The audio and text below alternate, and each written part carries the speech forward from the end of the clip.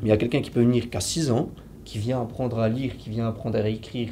Quelqu'un qui a 25 ans, qui vient faire un CV parce qu'il n'y arrive pas tout seul, qui cherche auprès des animateurs qu'il connaît en dehors, qui lui ont dit viens demain au travail, on va taper un CV, on va voir et tout, qui lui donne un coup de main.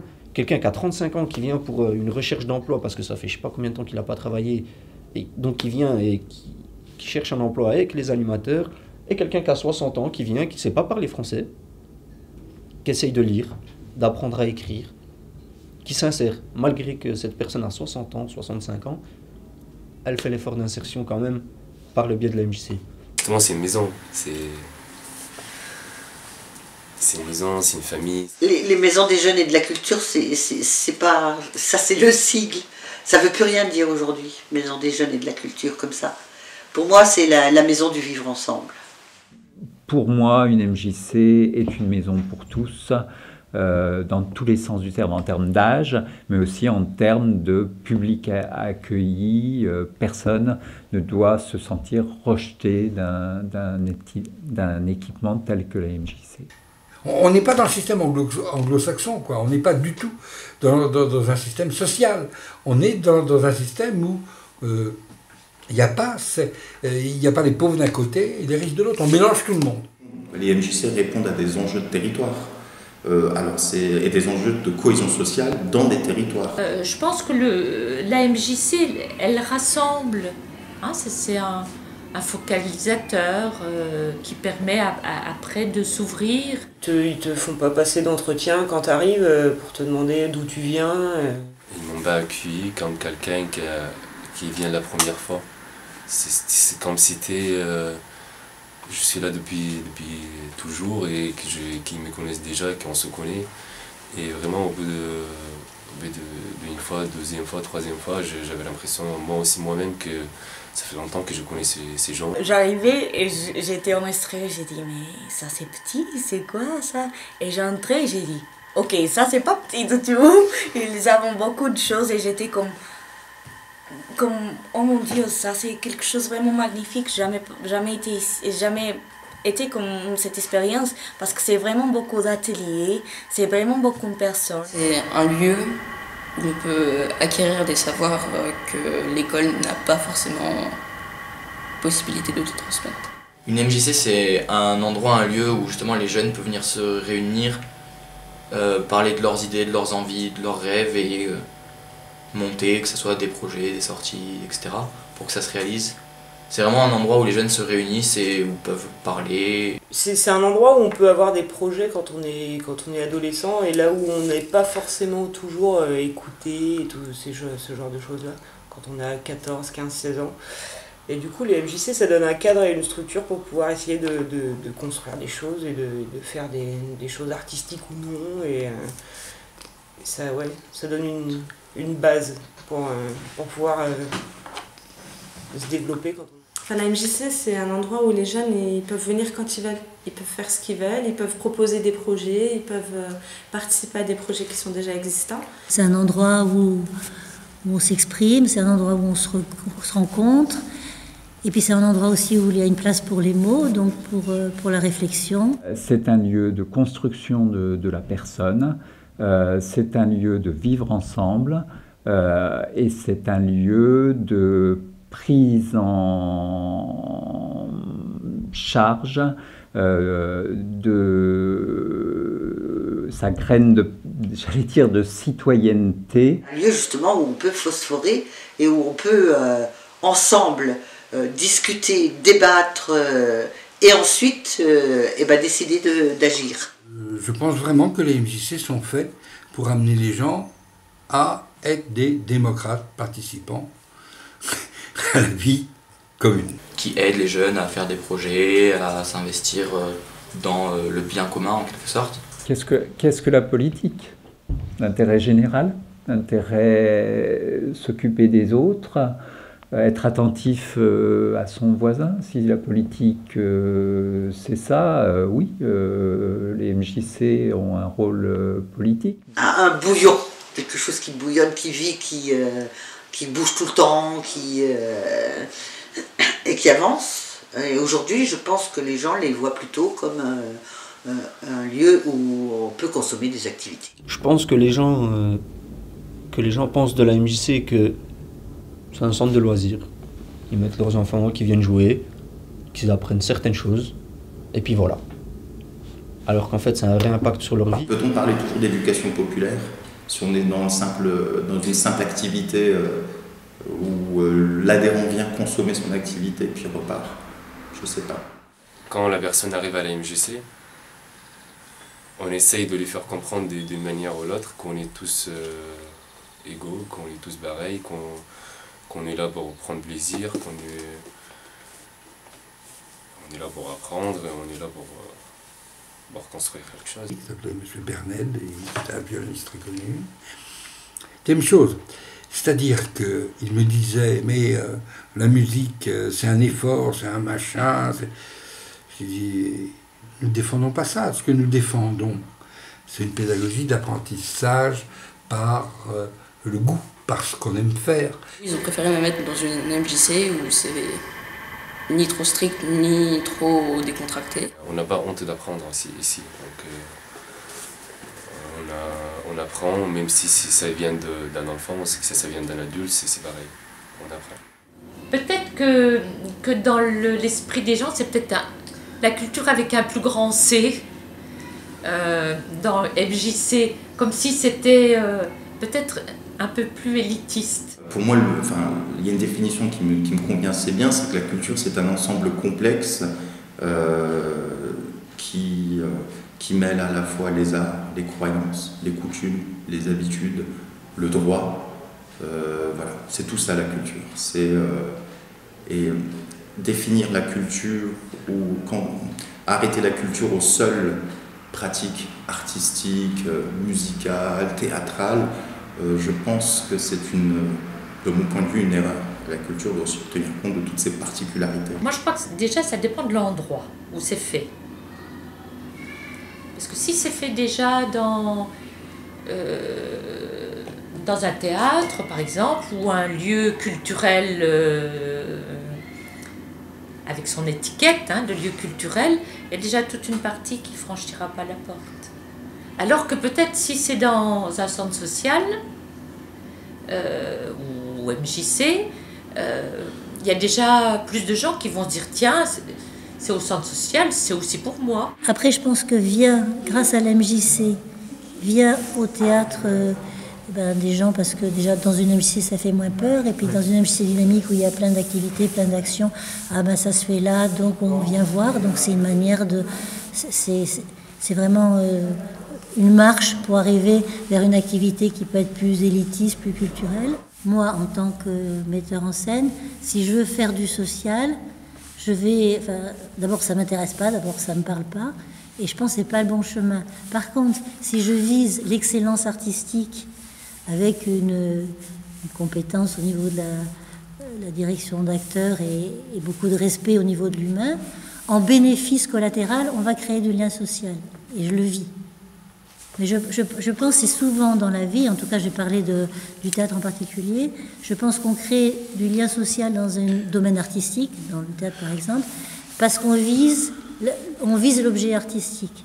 Et en bénéfice collatéral, il y a du lien qui se fait. Si je vise le lien social, je risque de passer à côté du projet artistique. Et donc c'est aussi dans l'excellence, dans un projet réussi, dans cet édifice dont je parlais tout à l'heure d'un spectacle construit ensemble, c'est dans cette réalisation-là que le lien se fait, la rencontre. Je parlais d'interculturalité, que les différentes cultures se comprennent et puissent échanger entre elles.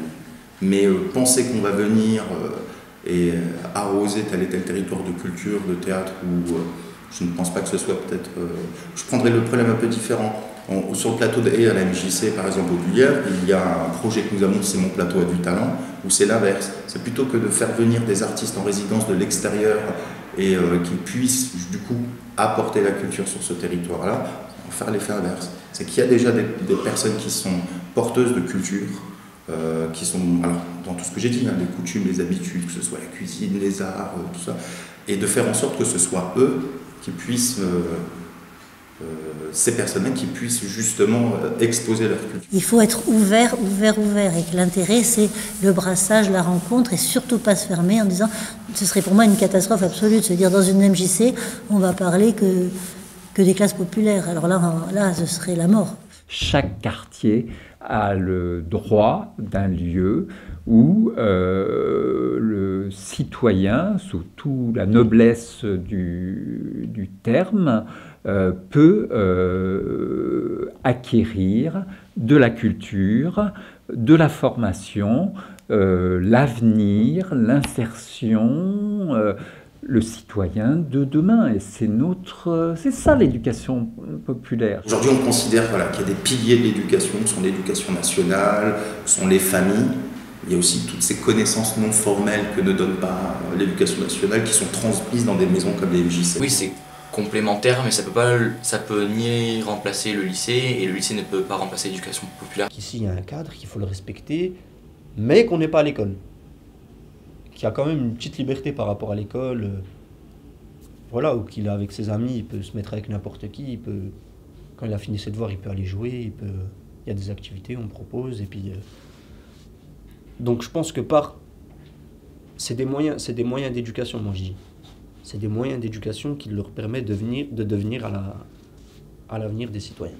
L'éducation populaire, pour moi, c'est une éducation qui vient du peuple, par rapport au mot populaire, mais c'est surtout de la transmission par rapport des gens.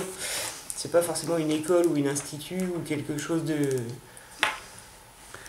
Une éducation populaire, c'est l'éducation qui se fait avec les gens quand on les côtoie, quand on fait des choses avec eux. C'est l'apprentissage des autres, en fait. L'éducation populaire ou l'animation socioculturelle comme étant de la pédagogie occupationnelle, où on peut considérer l'éducation populaire comme étant une source de connaissances et un outil de la transformation individuelle, sociale et collective. Parce que c'est une façon de voir la vie, déjà. Donc, quand on trouve... C'est une façon de prendre sa place, d'agir. Moi, la définition de l'éducation populaire, c'est de la transmission avant tout, de la transmission de savoir, de connaissances, qui a pour objectif, je pense, de sortir de toute forme de domination, quelle qu'elle soit. Oui, éveiller les consciences, la capacité de libre arbitre, de réflexion, et ensemble. Elle n'est pas réservée aux classes populaires, enfin bien qu'il y ait le mot populaire dedans, l'éducation populaire c'est une éducation pour tous, enfin, au service de tous, mais avec un objectif bien précis, effectivement, lutter contre les mécanismes de domination. Faire en sorte qu'une société soit fraternelle ou demain devienne fraternelle, c'est aussi à un moment considérer qu'on ne peut plus continuer avec des champs de domination. Qui dit éducation populaire dit pour moi implication, militantisme. C'est la démocratie, l'éducation populaire. La place de chacun, c'est de pouvoir agir là où il est, sur ce qu'il peut faire. C'est éminemment politique, c'est l'accès de tous à pouvoir s'exprimer, à pouvoir prendre sa place, à pouvoir participer à la vie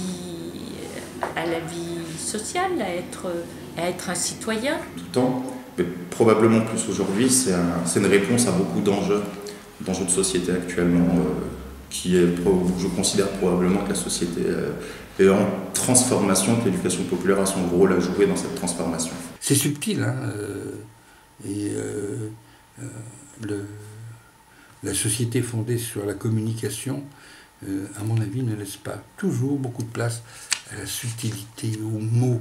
On entend souvent parler de mondialisation, de globalisation, que c'est un peu il n'y a pas d'autre alternative que ça. Or, l'éducation populaire et les structures, les associations qui sont dans le champ de l'éducation populaire ou de l'économie sociale et solidaire sont plein d'initiatives, il y a plein de pépites, il y a plein d'initiatives qui sont prises, qui ne sont pas forcément celles à laquelle on s'attend, puis c'est des initiatives qui sont un contre-pied à cette marche forcée de la mondialisation, à cette marche forcée du capitalisme outrancier.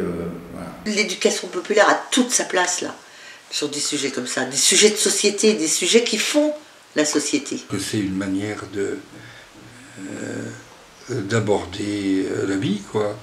C'est-à-dire de se dire d'une part que on n'admet pas tout et que on sait mettre en avant le sens critique pour pouvoir avancer. C'est-à-dire que le sens critique, c'est pas critiquer pour critiquer, c'est critiquer pour avancer. C'est-à-dire ne pas prendre les choses sur leur aspect le plus simple ou le plus apparent, aller un petit peu plus loin et s'obliger à aller plus loin. Ça, c'est la deuxième partie. C'est-à-dire de voir comment, à partir de ça, on peut l'appliquer. Pour moi, c'est ça l'éducation populaire. Parce que si on fait ça, ça veut dire que tout le monde se retrouve dans une vision populaire. C'est-à-dire où il y a tout le monde et se donner les moyens que tout le monde puisse travailler avec tout le monde. Je pense qu'effectivement, l'éducation populaire, je l'ai dit tout à l'heure, c'est parfois la possibilité de dire à quelqu'un, un décideur, à un organisme logeur, à un voisin, etc., non, je ne suis pas d'accord avec toi. Et moi, je te propose ça. Et la décision collective, c'est le pouvoir d'agir et c'est le pouvoir citoyen, tout simplement. Le pouvoir d'agir ne se donne pas, en fait. Ne se donne pas, ne se transmet pas. C'est faire prendre conscience ou faire conscientiser les populations, les publics qui sont eux-mêmes les moteurs et les acteurs et que eux-mêmes doivent s'accaparer, prendre le pouvoir d'agir sur des situations données. Mais c'est à l'heure de penser qu'un éducateur populaire va permettre de donner du pouvoir d'agir aux autres. On reviendrait sur le schème de pensée que j'ai évoqué tout à l'heure, à savoir, je sais comment faire, je suis dépositaire d'un savoir supérieur au tien, et donc du coup je te donne le pouvoir d'agir. On définit la pédagogie avec un triangle. Il y a l'enseignant, il y a l'enseigné, puis il y a le savoir. En général, les enseignants, ils évoluent sur ce côté-là du triangle vers le savoir. C'est eux qui savent, et ils donnent à leurs élèves ce qu'ils savent. Et les élèves, ils ingurgitent, ou pas d'ailleurs. Selon que vous êtes un bon ou un mauvais enseignant, ça vous embête un peu que l'apprenant n'arrive pas bien à apprendre, mais bon. Votre rôle, vous, c'est de dispenser du savoir, et le savoir, c'est vous qui l'avez. Et moi, je pense que l'éducation populaire m'a fait prendre en compte que l'enseigné, il n'est pas vierge et il n'est pas idiot. Il sait des choses, et mon rôle d'enseignant, c'est non pas de leur donner mon savoir, c'est pas moi qui sais, c'est ensemble qu'on va aller vers le savoir. Je vais les aider à aller vers le savoir. C'est plutôt l'apprentissage. Je pense voilà, dans les dominations, il y a la domination du genre, mais il n'y a pas que ça. Il y a les dominations, c'est sortir de sa condition aussi, quelque part. C'est une condition défavorisée, une condition qui a été...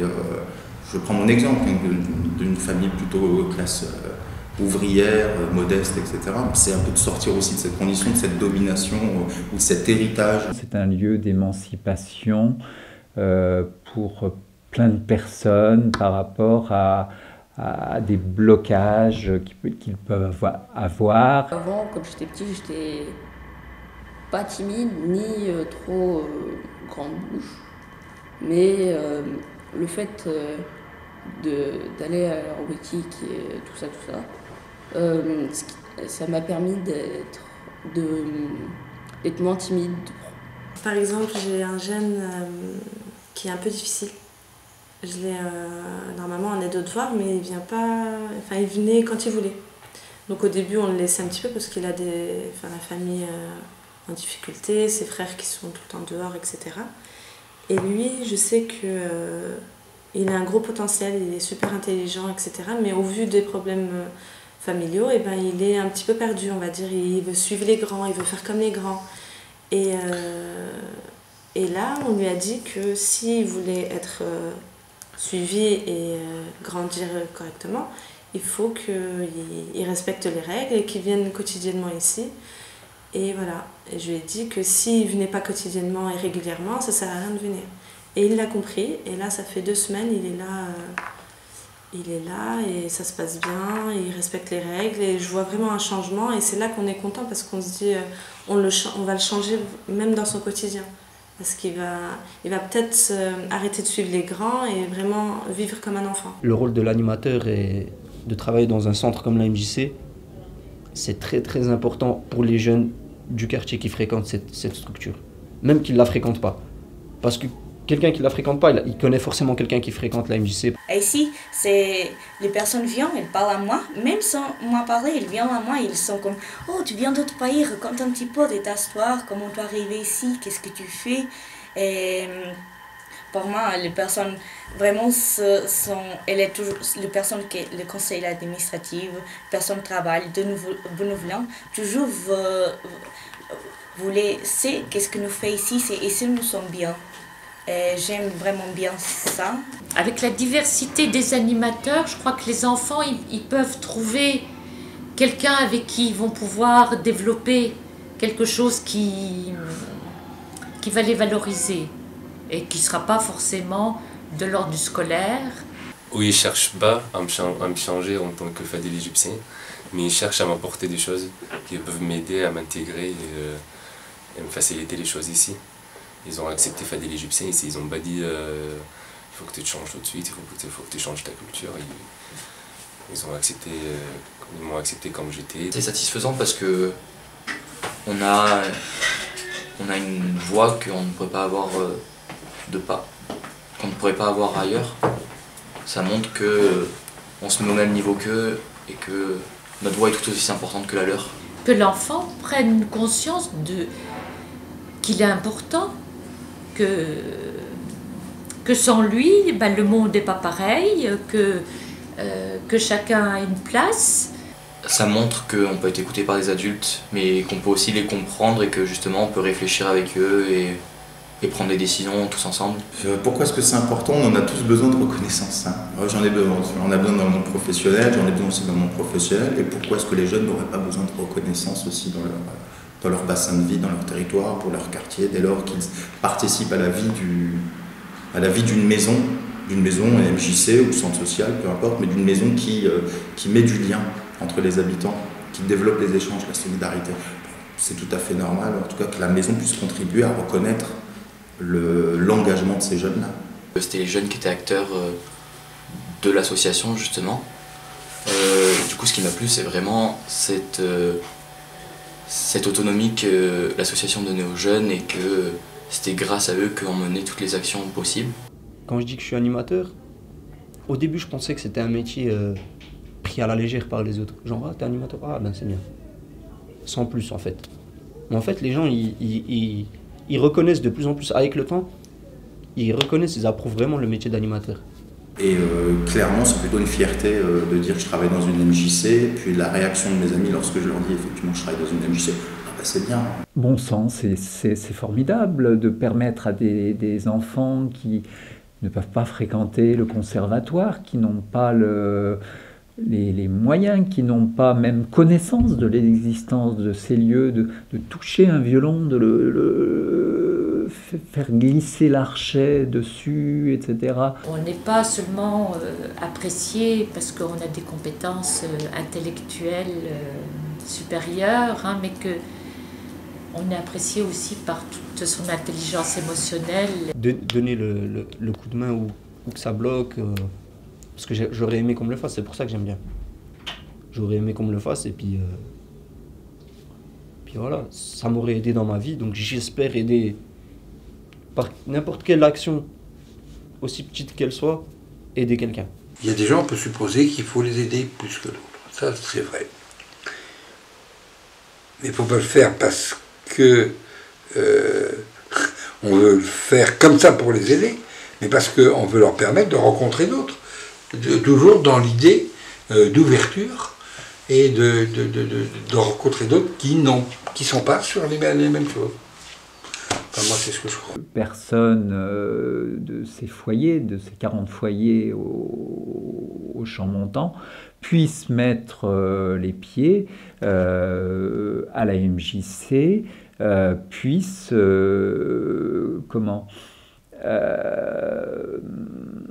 c'est des familles qui ont souvent été persécutés, et donc retrouver une confiance et une raison d'être et d'exister via les MJC. Je pense que les MJC, là-dessus, une fois de plus, doivent être plus reconnues parce qu'elles font un boulot considérable, et je le répète, à côté d'autres associations. Je pense qu'effectivement, il y a sûrement, d'ailleurs la MJC du Lot actuellement s'en préoccupe, un déficit de communication. C'est-à-dire qu'il s'y passe des choses absolument essentielles, et pour la personne, et pour le groupe social, au niveau individuel, au niveau collectif, au niveau politique. Et je trouve que dans la culture des MJC, c'est pas une culture de société privée où on fait de la com. Etc. Ce qui fait la dignité d'un homme, c'est comment il peut s'affirmer dans une culture, quelle qu'elle soit, et dire voilà ce que je suis, voilà les valeurs auxquelles je tiens, et que la culture, c'est pas forcément savoir qui est Beethoven ou le dernier film qui sort qui a eu un prix, ou le dernier auteur Goncourt, mais que la culture c'est quelque chose vraiment d'inhérent à la personne humaine. On est tous d'une identité culturelle, et cette identité culturelle, elle doit pouvoir s'affirmer et s'affranchir. Il y a longtemps, il était tout autant épanoui que moi, mais il ne connaissait pas forcément la MJC, et je lui en ai parlé. Il m'a dit non, ça ne me parle pas, ça ne me parle pas. Et il en a parlé à ses parents, et il a commencé à faire de la musique à la MJC, et depuis je trouve qu'il est quand même un peu plus épanoui qu'à l'époque. La mixité culturelle est plus grande, et donc que n'importe qui peut trouver un endroit où affirmer qui il est, à se poser, peut se dire oui, ma place elle est aussi ici. Je pense que si je n'avais jamais été à la MJC ou à la MED, je pense que franchement mes moyennes seraient plus basses que celles que j'ai actuellement, surtout dans certaines matières. C'est un endroit où on apprend plein de choses. La batterie c'est quelque chose qui sert pour le rythme, et je pense que je ne serais pas dans certains... Maintenant, je dois être comme je suis au collège, je dois être dans une certaine rythmique au niveau des cours, et je pense que ça m'aide aussi pour ce genre de choses. On est acteur, mais on est aussi décisionnaire, parce que justement ça nous montre comment on fait un budget, comment on s'organise, les décisions, comment on les prend, pourquoi. Et donc pour la vie future, mes études, pour gérer un budget et tout, ça va beaucoup me servir. Rien que les 2 semaines que j'ai passées à faire ce stage organisé par les MJC, si je ne l'avais pas eu, tout le petit réseau qui m'a permis de me construire au départ pour ensuite partir sur Paris et puis faire de ma passion un métier, si j'avais pas eu cette base-là, j'aurais rien eu. Du coup, on m'aurait pas pris pour telle mission, et du coup on n'aurait pas vu que finalement ça le faisait bien, donc on m'en aurait mis sur une autre. Grâce à la MJC que j'ai eu ce parcours. Là, je le dis tout le temps, j'ai participé à toutes les vacances, à tous les projets, etc. Mais chaque séjour, chaque vacances, on apprenait quelque chose. On était suivis par des animateurs, on était tout le temps avec eux. La première fois que j'ai été à Paris, c'était avec la MJC. C'est plein de souvenirs. Là, c'est grâce à la MJC que j'ai été au Maroc une année avec une copine. J'ai tout organisé de A à Z. Je suis capable maintenant d'organiser, de savoir à quoi m'attendre. Voilà, c'est vraiment la MJC. C'est grâce à la MJC que j'ai eu mon parcours personnel. Certains profs demandaient de faire des exposés. Puis pendant ces exposés, ils m'ont pratiquement tous dit c'est bien, tu n'es pas timide, ça t'aidera dans la vie. Et je pense que s'il n'y avait eu ni la MJC ni la MED, je pense que je n'aurais peut-être jamais, voire très peu entendu cette phrase. Ce que m'a apporté la MJC, parce que ça m'a mis confiance en moi, ça m'a facilité le côté d'aller plus facile vers l'autre, de m'intéresser aux gens autour de moi,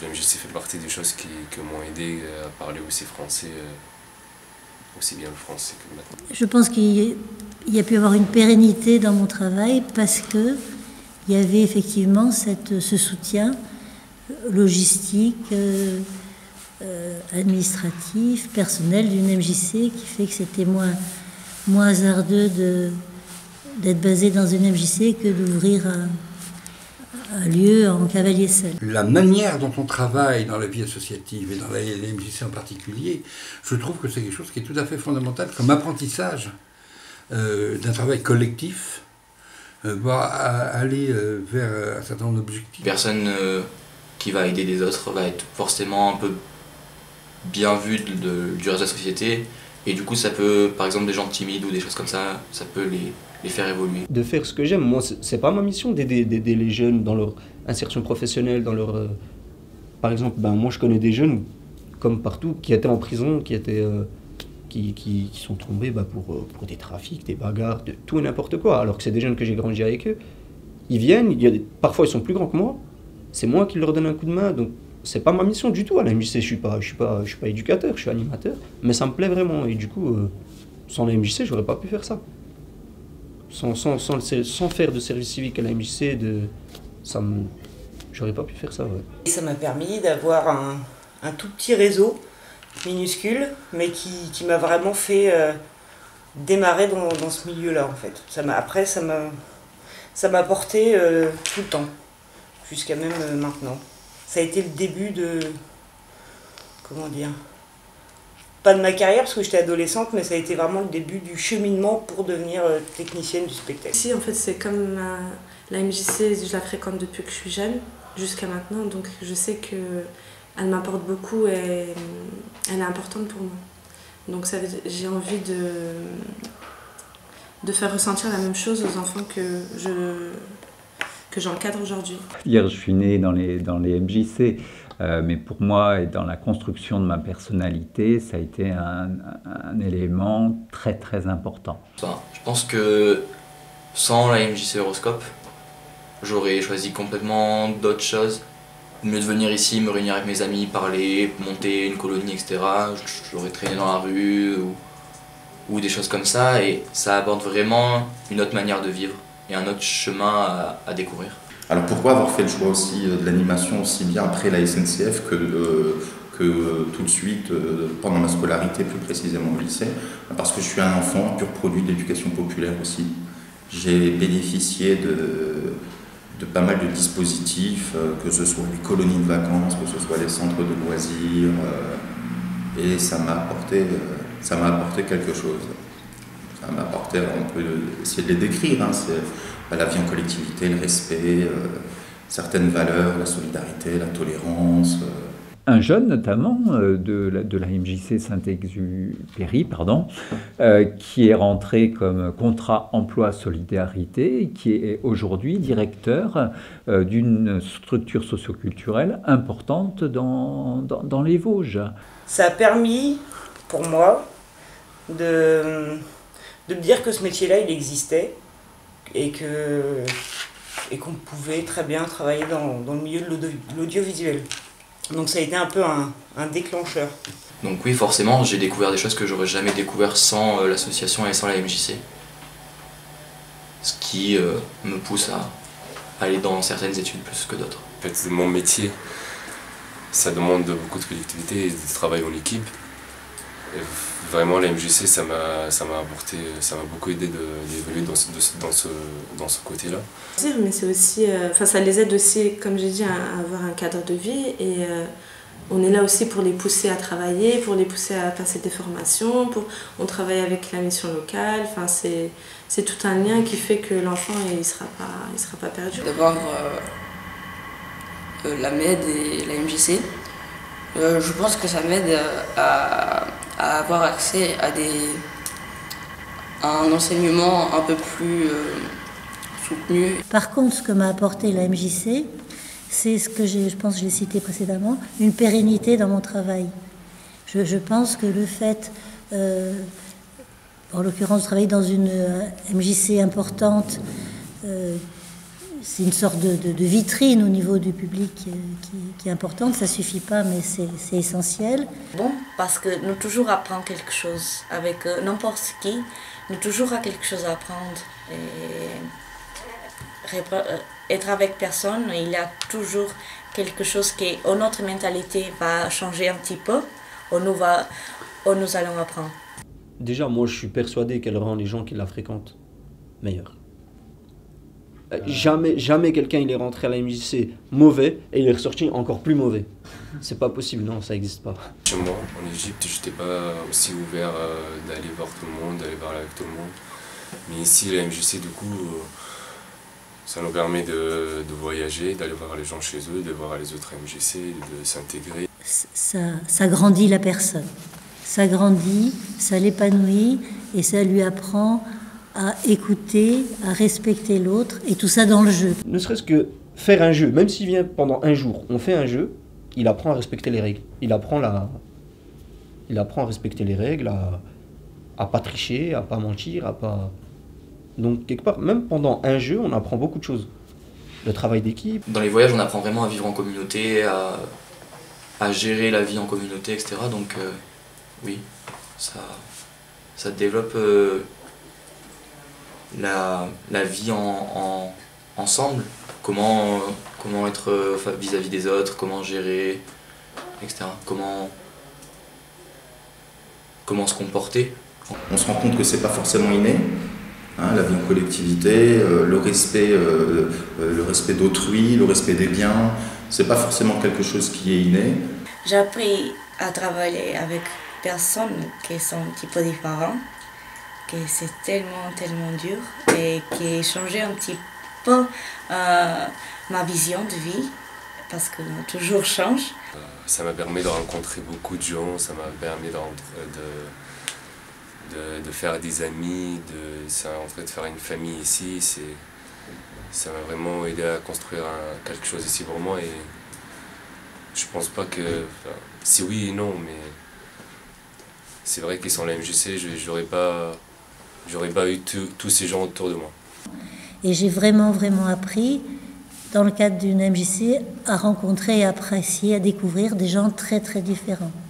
Et des gens socialement différents, et des gens qui n'avaient pas le même éclat que ce que j'avais connu dans mon enfance. Moi, ça m'a vraiment bousculé et ouvert le cœur et la tête de rencontrer des gens aussi différents. Et ça s'est fait par le fait de quitter Paris, et le fait de travailler en MJC y a beaucoup participé. La richesse des contacts permet de s'enrichir. C'est toujours, je donne à quelqu'un mais je reçois d'une autre, et donc cette philosophie du réseau. Moi je le sais, mais le moteur des gens qui viennent dans un atelier théâtre, c'est pour s'amuser, c'est pour se rencontrer, puis ils se rendent compte à quel point ça leur ouvre le cœur, le corps. Quand on veut participer à quelque chose d'organisé par la MJC, on ne sait pas forcément avec qui on va être, parce que plein de gens y participent et ça permet de se développer socialement, d'avoir des contacts avec des gens qu'on n'a jamais vus, qu'on ne connaît pas, qu'on n'aurait peut-être jamais rencontrés si on ne s'était pas retrouvé sur un truc comme ça. Donc forcément, ça évite de se renfermer dans sa bulle, quoi. On est obligé d'aller au contact des autres. Donc oui, ça apprend. J'ai découvert des gens que j'aurais jamais découverts, mais c'est vrai aussi pour toute l'équipe à chaque fois, qui se retrouve avec une intimité incroyable, avec des gens avec qui ils n'auraient pas pris un café. On voit des jeunes qui arrivent fermé, qui parle pas à beaucoup de gens ou timide, et qu'au fur et à mesure, ils commencent à parler de plus en plus, à s'ouvrir, et finalement, au bout d'un moment, ils vont être presque ceux qui parlent le plus, ceux qui s'ouvrent le plus, et quand une autre personne timide va arriver, c'est ceux qui vont tous lui parler, lui rassurer, lui parler de lui, comment il était avant, comment il est devenu, etc. Mes profs disaient tu participes pas assez, tu devrais essayer de plus participer, et maintenant ils disent, au lieu de dire que je participe pas assez, ils disent c'est bien de participer, mais il faudrait peut-être aussi laisser les autres participer. Justement, une personne timide ne parle peut-être pas à grand monde, et n'a pas beaucoup d'amis au lycée, etc. Mais dans l'association, justement, on va essayer d'aller lui parler, de lui montrer qu'il y a d'autres choses à voir que le lycée, le collège, ses amis, etc. Mais que nous, on peut lui apporter aussi du bonheur en lui parlant, en le faisant s'ouvrir, etc. La MJC était le seul lieu où on pouvait effectivement se retrouver, échanger, dialoguer, être acteur de quelque chose, être au contact d'autres personnes, être au contact de décisions à prendre, interroger la mairie. Dans les MJC, on forme un citoyen, mais on forme un citoyen. Alors c'est un vrai problème, je sens bien que ça se discute, c'est aussi un citoyen qui vote, mais qui peut être élu. C'est-à-dire qu'en même temps, on est là aussi pour former ce qu'on appelle des élites, mais c'est pas des élites, c'est des élus. C'est des gens qui représentent les autres, on leur apprend à représenter les autres. Je pense que tous ceux qui ne se sont pas engagés encore au sein, que ce soit une MJC ou une autre association comme ça, devraient le faire, parce que ça apprend beaucoup de choses pour le présent, mais aussi pour le futur. Donc ça peut être que gratifiant et bonifiant. Elle va changer petit à petit le monde, parce que nous avons beaucoup de choses. Nous avons, même en choses écologiques, nous avons une chose de personnes, culturelles. Nous avons de tout que peut changer pour l'MJC. Je pense qu'elle vraiment va changer petit à petit chaque personne qui passe par ici. Chacun vient avec ce qu'il est. Par contre, de mon parcours de 30 ans à la MJC Saint-Exupéry, une chose m'a retenu fortement, des personnes parfois sans papier, non reconnues dans la société, et qui, par contre, à une assemblée générale, sortent leur carte MJC et disent « Moi, j'appartiens à un groupe, je suis dans une société, je suis dans une collectivité ». Pour moi, c'est ça une MJC. C'est vraiment le fait d'appartenir et de s'impliquer, d'être connu et reconnu pour ce qu'on est, pour ses valeurs, pour soi-même.